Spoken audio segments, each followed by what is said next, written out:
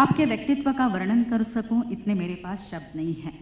मैं आपके बारे में केवल इतना ही कहना चाहूँगी, लोग मिलते हैं बिछड़ जाते हैं, लोग मिलते हैं बिछड़ जाते हैं, सिर्फ दिल के तार छिड़ जाते हैं।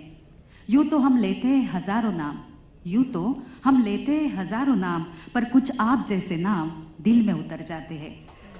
ऐसे सबके दिलों में जगह बनाने वाले इस सदी के महानायक आदरणीय अमिताभ बच्चन, आपकी आवाज़ सुनने के लिए हम बेताब हैं।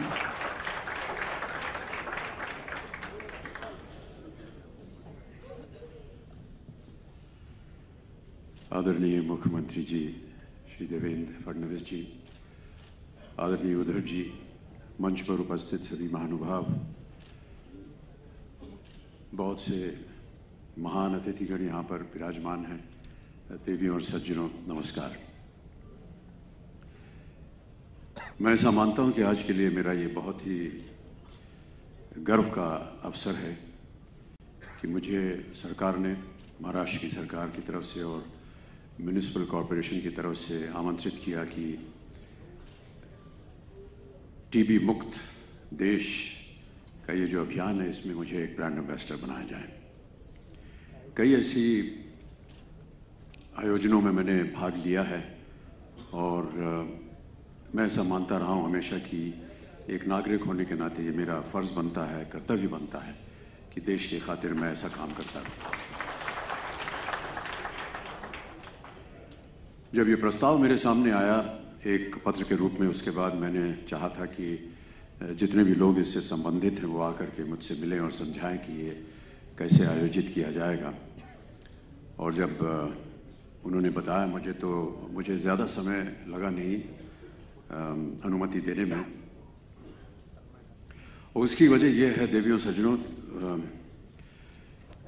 कि शायद मैं पहली बार ये एक सामाजिक रूप से वर्णन कर रहा हूँ कि मैं स्वयं 10-12 साल पहले टीबी से रोगित रहा और उस समय इलाज के बाद आज मैं आपके सामने स्वस्थ खड़ा हूँ।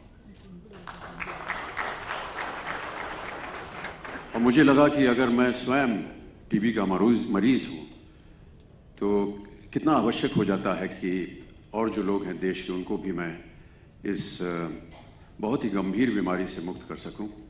और यही प्रमुख वजह थी कि मैं इस अभियान के साथ जुड़ा। मैंने ये इसलिए बताया नहीं कि क्योंकि इसको बताने में एक अपनापन जो है वो लग जाता है, लेकिन ये बताने के लिए कि टीबी किसी को भी हो सकता है। थोड़ी सी धृष्टता लगती है मुझे ऐसा कहते हुए कि क्योंकि अगर मुझे हो गया तो आपको भी हो सकता है, ऐसी बात नहीं है।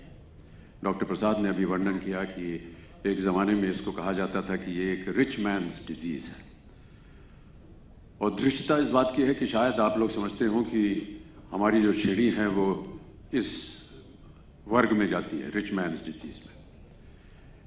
लेकिन हमने तो कोई ऐसी हरकत की नहीं जिसकी वजह से टीबी हो जाना चाहिए।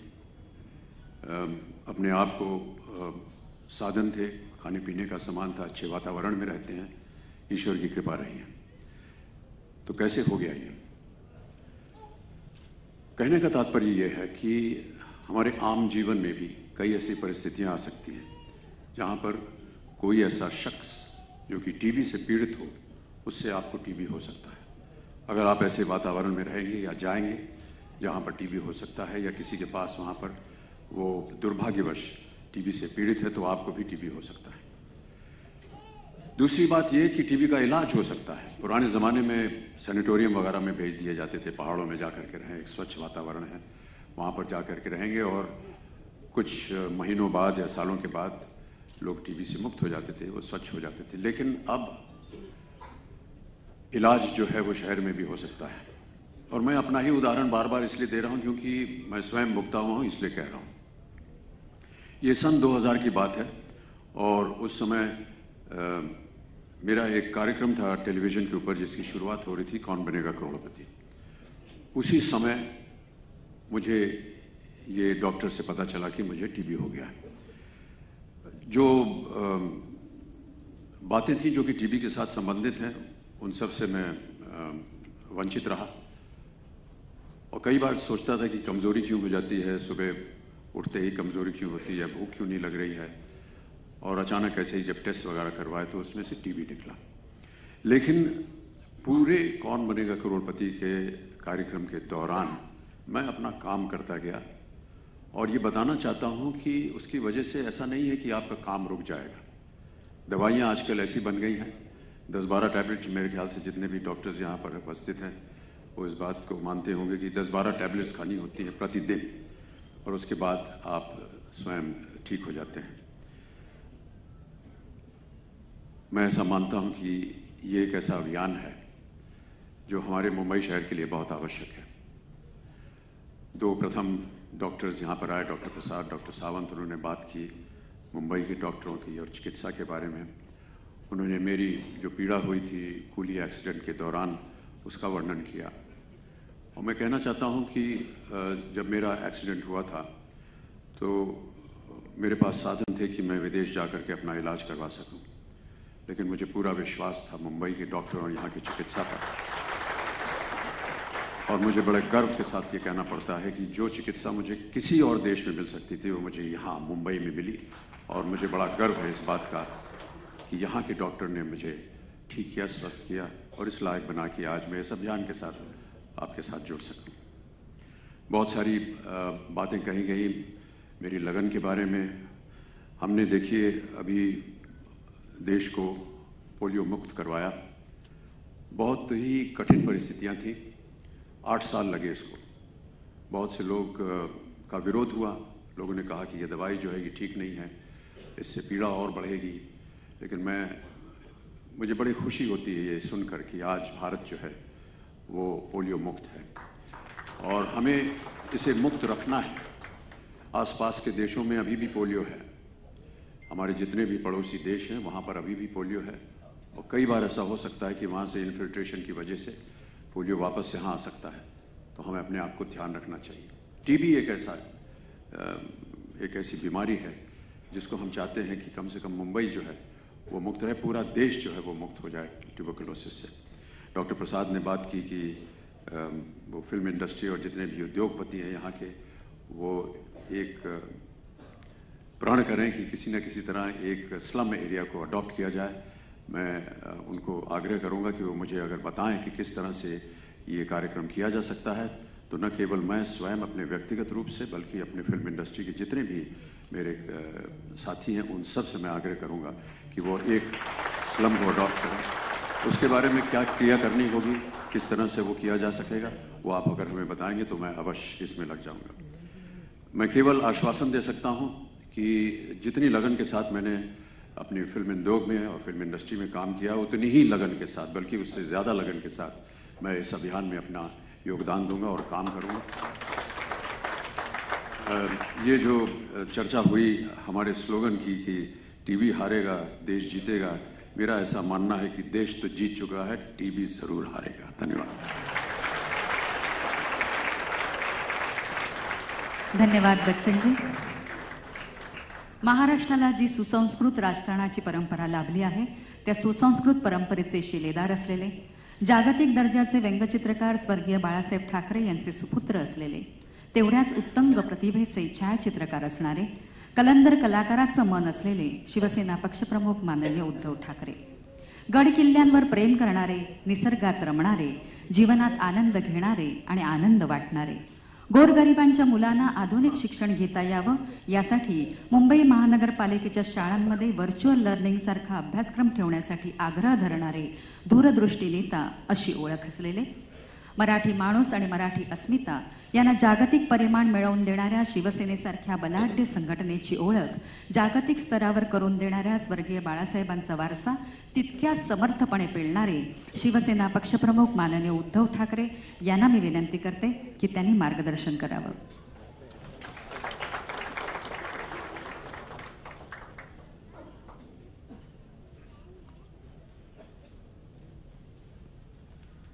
माननीय मुख्यमंत्री देवेंद्रजी, माननीय अमिताभजी, व्यासपीठावरील सर्वच मान्यवर आणि उपस्थित बांधवांनो आणि भगिनींनो, देवेंद्रजी, मी मगाशी बोलताना आपल्याशी जे बोललो की बऱ्याच वर्षानंतर मुख्यमंत्री महापालिकेच्या कार्यक्रमाला आलेले आहेत,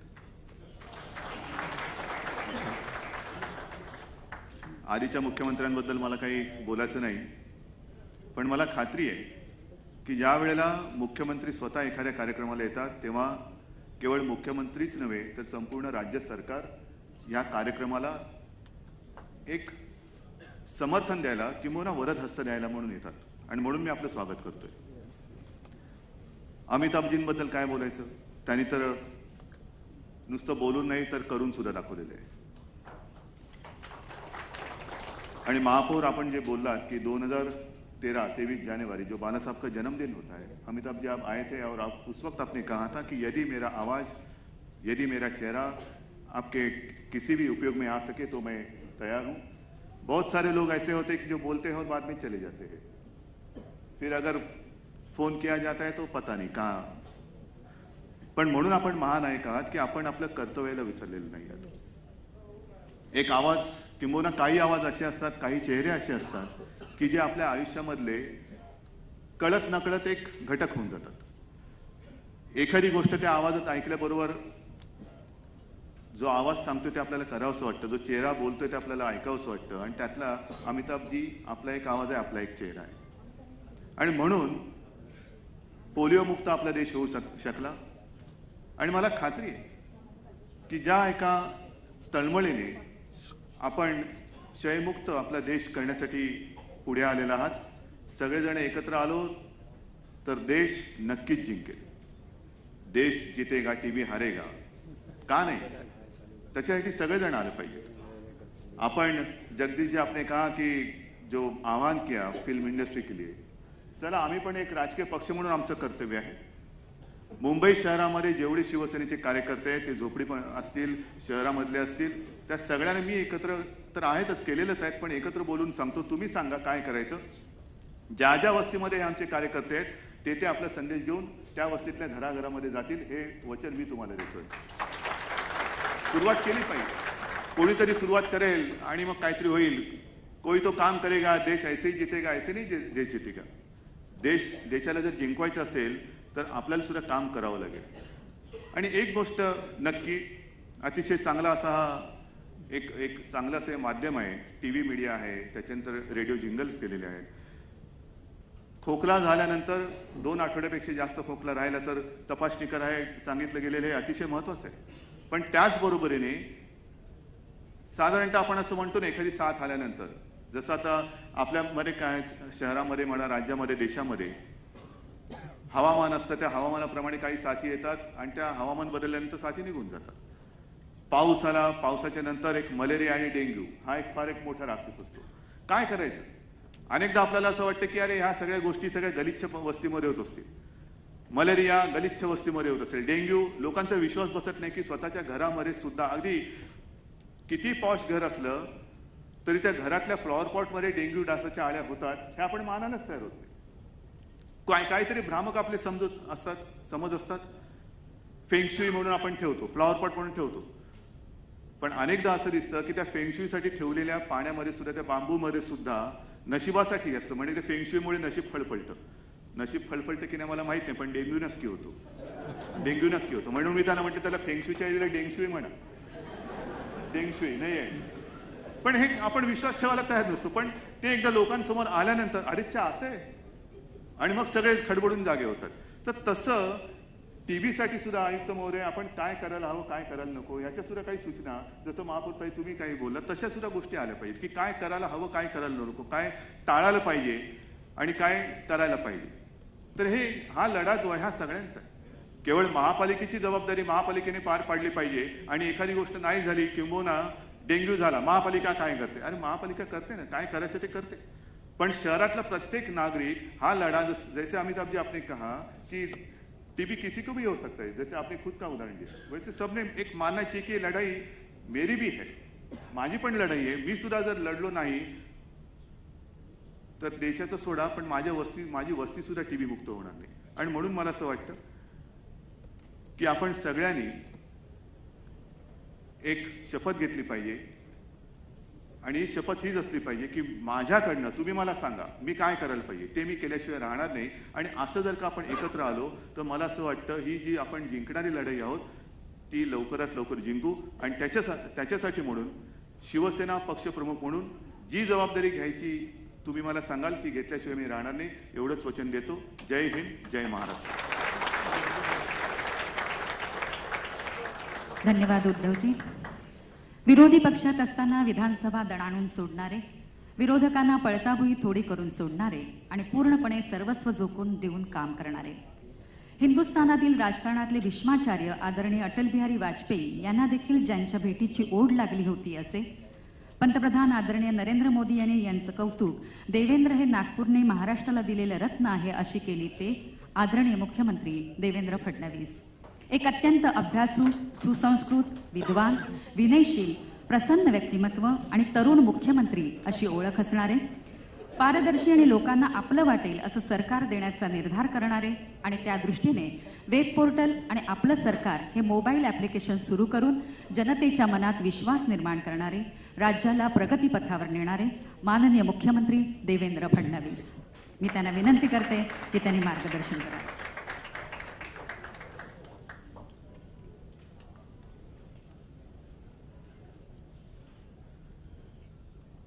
शिवसेना पक्षप्रमुख आदरणीय उद्धव ठाकरेजी, खऱ्या अर्थानं केवळ रील लाईफमध्ये नाही तर रिअल लाईफमध्ये देखील ज्यांनी महानायकाचंच काम केलं असे सन्माननीय अमिताभ बच्चनजी,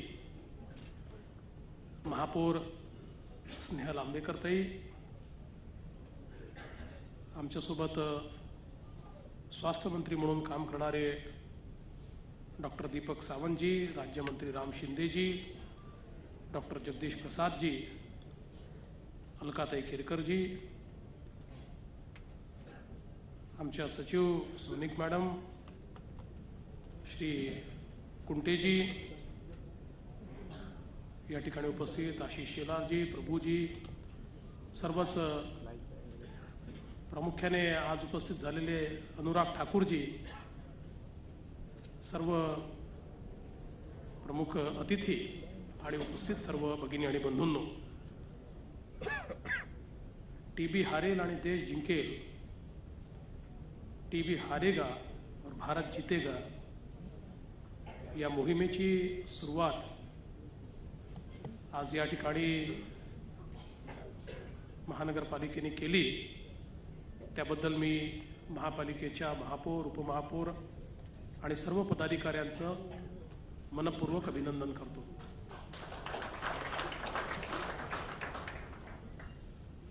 सन्माननीय अमिताभ बच्चनजी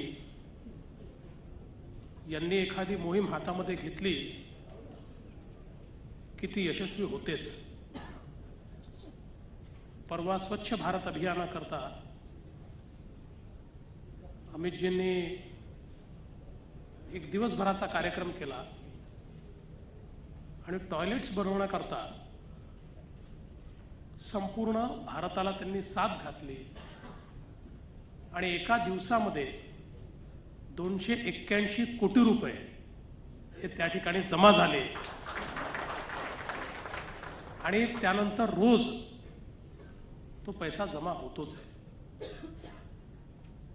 अमिताभजी महानायक आहेत, त्यांचा आवाज फार चांगला आहे, या तर गोष्टी निश्चितच आहे.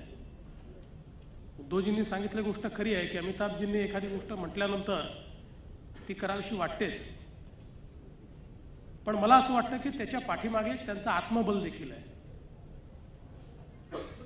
कारण जीवनामध्ये तशा प्रकारचं ते जगले देखील आहेत आणि म्हणून या मोहिमेकरता ब्रँड ॲम्बॅसेडर म्हणून त्यांनी जबाबदारी स्वीकारली. ही खरोखर अत्यंत आनंदाची गोष्ट आहे. पोलिओच्या उच्चाटनाकरता त्यांनी मोहीम हातामध्ये घेतली. 8 वर्ष सातत्याने त्या मोहिमेला त्यांनी सामान्य जनतेपर्यंत पोहोचवलं आणि त्यातून आज पोलिओ मुक्त भारत आपण तयार करू शकलो. तसाच टीबी मुक्त भारत, टीबी मुक्त महाराष्ट्र, टीबी मुक्त मुंबई निश्चितपणे आपण करू हा विश्वास या निमित्ताने मी व्यक्त करतो. खरं म्हणजे अलीकडच्या काळामध्ये आपण असं म्हणतो की आपत्ती व्यवस्थापनापेक्षा ती आपल्याला कशी थांबवता येईल याचा प्रयत्न केला पाहिजे. डिझास्टर मॅनेजमेंटपेक्षा मिटिगेशन कसं करता येईल याच्यावर आपण अधिक भर देत असतो. आणि जवळपास या देशातल्या जे सर्व रोग आहेत, या रोगांचं मूळ कुठे आहे, तर ते मूळ अस्वच्छतेमध्ये आहे. देशाचे पंतप्रधान माननीय मोदीजींनी हे ओळखलं आणि मोदीजींनी सांगितलं की 125 कोटी भारतीय हे घाण करत राहतील, कचरा करत राहतील आणि काही कर्मचारी हा कचरा साफ करतील, यांनी भारत कधी साफ होऊ शकत नाही. देश स्वच्छ करायचा असेल तर देशातल्या प्रत्येक नागरिकाला, प्रत्येक भारतीयाला त्याच्यामध्ये सहभागी व्हावं लागेल. आणि आज स्वच्छ भारताची मोहीम सुरू झाली. टॉयलेट्स असतील, सफाई असेल. आज बघा एवढ्या मोठ्या प्रमाणात रोगराई आपल्या इथे फैलते आहे. टीबीची अवस्था अशी आहे, MDR, LDR, एवढा ड्रग रेझिस्टंट अशा प्रकारचा टीबी आज आपल्याला पाहायला मिळतोय. परवा डेंग्यूच्या संदर्भात आमचे दीपक सावंतजी उत्तर देत होते, त्यावेळेस त्यांनी सांगितलं की अलीकडच्या काळात असे डेंग्यूचे डास तयार झाले आहेत की ज्याच्यावर आपली परंपरागत औषधं काम करत नाही आहेत. त्यामुळे चॅलेंजेस खूप आहे. पण या चॅलेंजेसचं उत्तर काय? याचं उत्तर आहे सफाई. आणि काही आमच्यातल्या सवयी देखील आम्हाला बदलल्या पाहिजेत. आज आमच्या देशामध्ये, आमच्या सगळ्या भागामध्ये कुठेही तुम्ही जाऊन बघा, जर तुम्ही एखाद्या सरकारी कार्यालयाच्या जिन्यातनं चढत वर गेला तर त्याच्या प्रत्येक कोपऱ्यामध्ये थुकलेलं असतं. पान खाऊन थुकणं, पान न खाता देखील थुकणं, तंबाखू खाऊन थुकणं.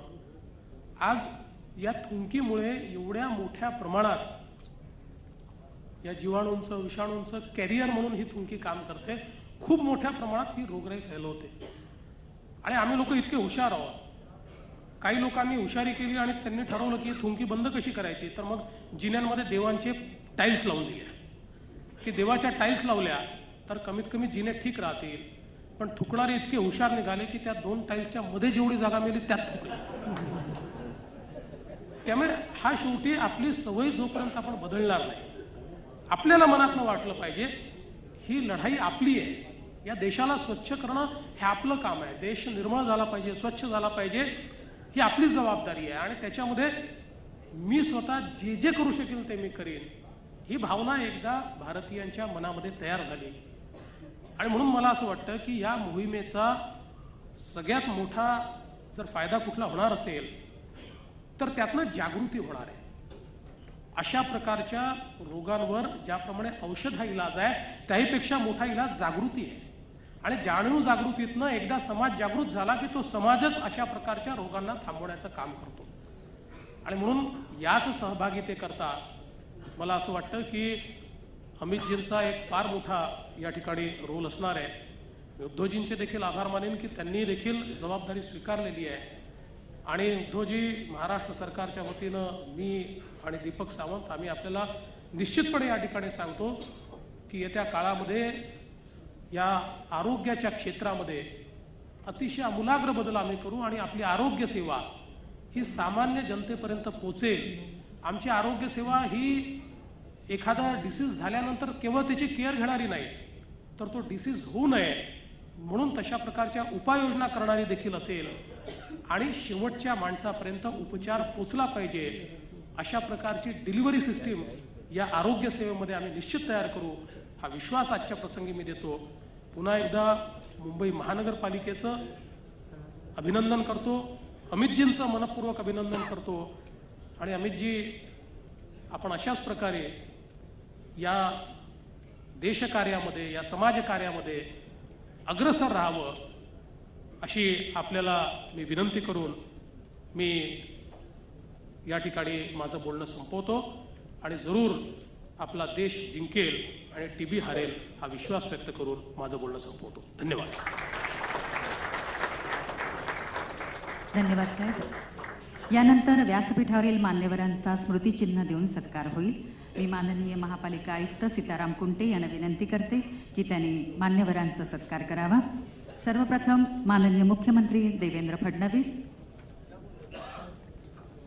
या कार्यक्रमाची आठवण म्हणून हे स्मृतिचिन्ह माननीय मुख्यमंत्री, यानंतर शिवसेना पक्षप्रमुख माननीय उद्धव ठाकरे,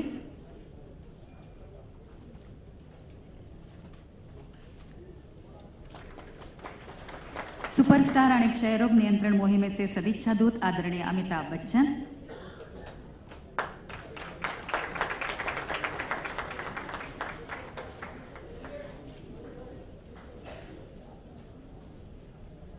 धन्यवाद कुंटे साहेब. यानंतर पश्चिम विभागाचे अतिरिक्त महापालिका आयुक्त माननीय संजय देशमुख यांना मी विनंती करते की त्यांनी मान्यवरांचा स्मृतिचिन्ह देऊन सत्कार करावा. आरोग्य आणि कुटुंब कल्याण मंत्री माननीय डॉक्टर दीपक सावंत,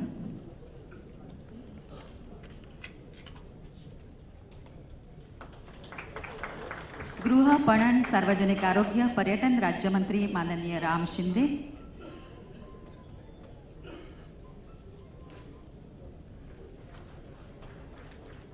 मुंबईच्या महापौर माननीय स्नेहल आंबेकर,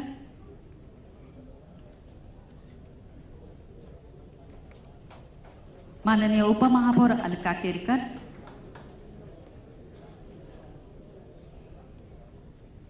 माननीय आमदार आणि भाजपचे मुंबई प्रदेशाध्यक्ष आशिष शेलार,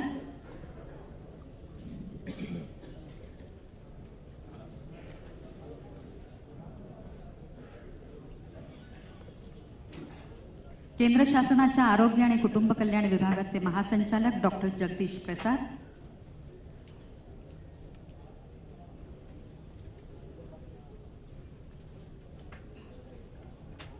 खास दिल्लीहून डॉक्टर जगदीश प्रसाद इथे उपस्थित आहेत. सार्वजनिक आरोग्य विभागाच्या प्रधान सचिव माननीय सुजाता सौनिक,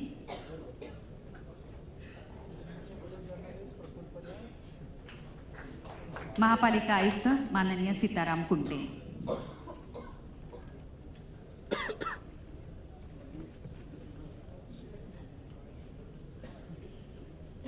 धन्यवाद देशमुख साहब. और अब ऐसे व्यक्तियों का, संस्थाओं का भी सम्मान किया जाएगा जिन्होंने टीबी दूर करने के लिए अपनी ओर से प्रयत्न किए हैं. प्रसार माध्यम जो घर घर तक पहुंचते हैं, ऐसे प्रसार माध्यमों के प्रतिनिधियों का भी यहाँ सम्मान होगा क्योंकि वे ये विज्ञापन निःशुल्क रूप से प्रसारण. मैं आदरणीय महापौर माननीय सुनील प्रभू, क्षयरोग नियंत्रण जनजागृती मोहीम सुरू करण्याचं सारं श्रेय माजी महापौर सुनील प्रभू यांना जातं. अशी नियंत्रण मोहीम आखण्याची कल्पना माननीय सुनील प्रभू यांची होती आणि आज त्याला मूर्त स्वरूप प्राप्त झालेलं आहे. यानंतर आदी गोदरेज ग्रुप ऑफ इंडस्ट्रीज,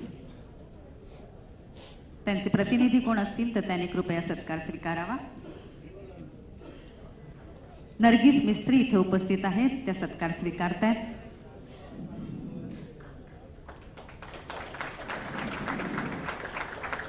यानंतर आसिफ भामला फाउंडेशन,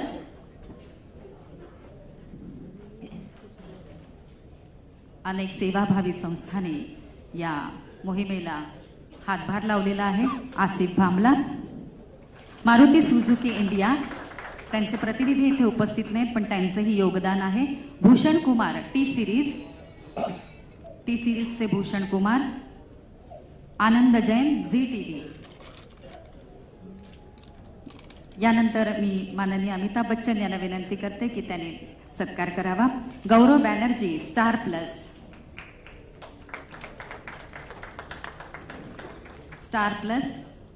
त्याचे माननीय गौरव बॅनर्जी. राज नायक कलर्स चॅनल, राज नायक. Abhishek Sharma NDTV India. जोरदार टाळ्या वाजवून आपण या सर्वांचं सत्कार करूया कारण ही जाहिरात निःशुल्क ह्या वाहिन्या दाखवणार आहेत. Bansi Dhurandhar Rotary International, Subhash Dighe Sahana group, Bansi Dhurandhar Rotary International, माननीय सुभाष दिघे सहाना ग्रुप, माननीय JD Parmar Bank of Baroda Greater Mumbai zone, JD Parmar, Bank of Baroda Greater Mumbai zone.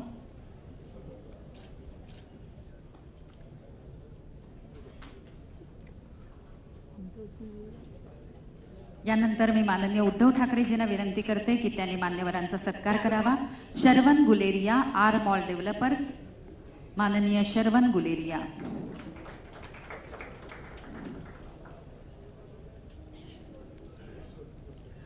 माननीय Sukhdev Kashid, Mumbai Auto Rickshaw Men's Union. आपल्या रिक्षांवर ही जाहिरात लावून सहभाग देणारे Mumbai Auto Rickshaw Men's Union, त्याचे माननीय सुखदेव काशीद। हकीम कापासी, माननीय Hakim Kapasi, North West Pharma Association. Kanhaiya Singh, CSR journal. Hakim Kapasi, North West Pharma Association. CSR journal.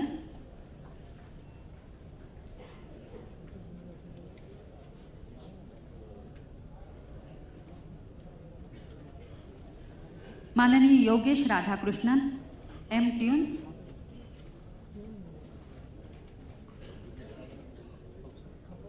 माननीय विजय जैन, DDB मुद्रा मैक्स। या सर्वांचं योगदान या मोहिमेला लाभलेलं आहे। धन्यवाद। मी मान्यवरांना आसनस्थ होण्याची विनंती करते। त्या माननीय तृष्णा विश्वासराव, अध्यक्ष माननीय यशोधर फणसे।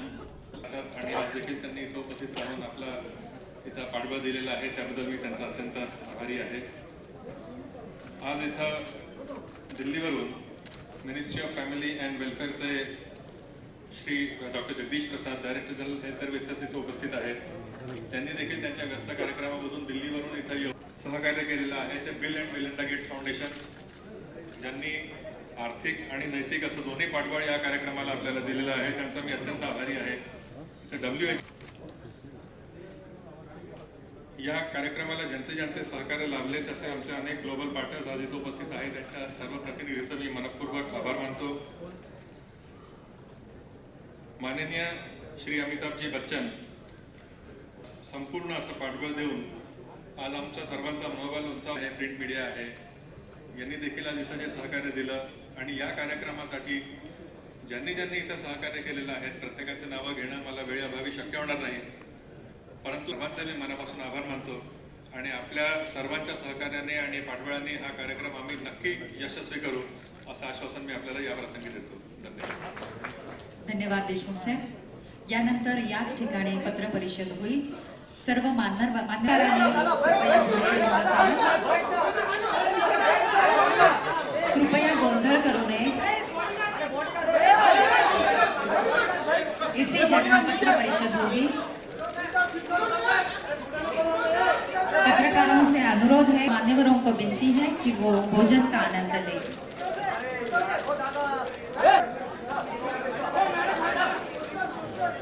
इतर मान्यवरांना विनंती आहे की त्यांनी सभागृहाच्या बाहेर विचाराल ते फक्त या कार्यक्रमाच्या संबंधित असते।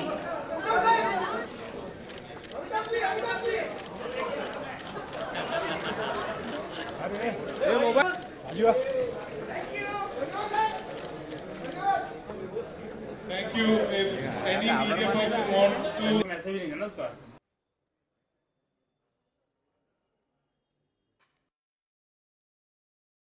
आहे तिथूनच आपण कृपया फोटो काढावेत ही नम्र विनंती आहे।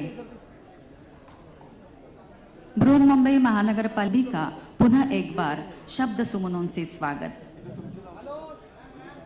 तपेदिक, क्षयरोग, MTB या TB एक आम और कई मामलों में घातक कार्य करा। अर्धवट ज्ञान आणि बरीचशी IQ, अशास्त्रीय माहिती आणि त्यामुळे झालेल्या अनेक अंध समजुती हे कारण असतं। या अज्ञानामुळेच हे आजार फोफावतात।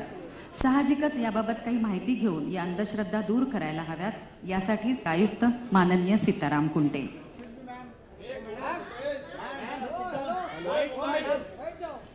TB हारेगा इंडिया जीतेगा या मोहिमेच्या शुभारंभ प्रसंगी उपस्थित असलेले महाराष्ट्राचे मुख्यमंत्री माननीय देवेंद्र फडणवीस, शिवसेना पक्षप्रमुख माननीय उद्धवजी ठाकरे, मोहिमेचे ब्रँड अँबॅसेडर श्री अमिताभ बच्चन, आरोग्यमंत्री डॉक्टर दीपक सावंत, पर्यावरण मंत्री श्री रामदास कदम, महापौर श्रीमती स्नेहा मोठ्या प्रमाणात आपण चालू केलेला आहे.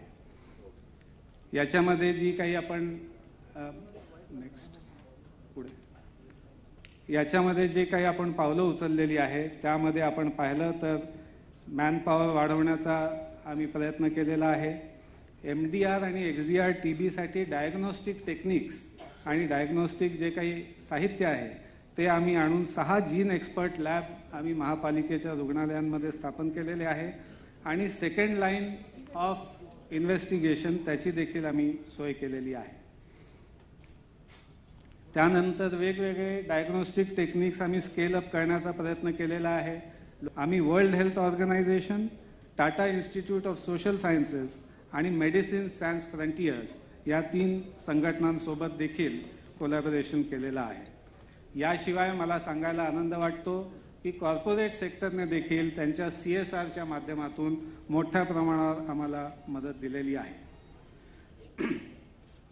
मुंबईचं एक वैशिष्ट्य आहे की आमच्याकडे 1000 बेडचं TB हॉस्पिटल आहे, dedicated exclusive TB hospital of 1000 bed आणि याच्यामध्ये सगळ्या state of the art facilities आम्ही देण्याचा प्रयत्न केलेला आहे. के लिए आपको भारत सरकार द्वारा पद्मश्री से सम्मानित किया गया है, जो वर्तमान में minister for state health Shinde साहब, mayors doctor Baker, other dignitaries on the dais, ladies and gentlemen. I think first of all, I'm really obliged to our Chief Minister of Maharashtra who has come here for the cause of tuberculosis. The Maharashtra was in the figure of tuberculosis since last 3-4 years, especially MDR, multi-drug resistance, and XDR, which has been reported from the Hindu Rao and other hospitals. And the reason behind is that I think if you take the whole country, the Bombay has a maximum slum area. And I was just talking to one of the tuberculosis officers. He was telling that nearly 55 to 60% of the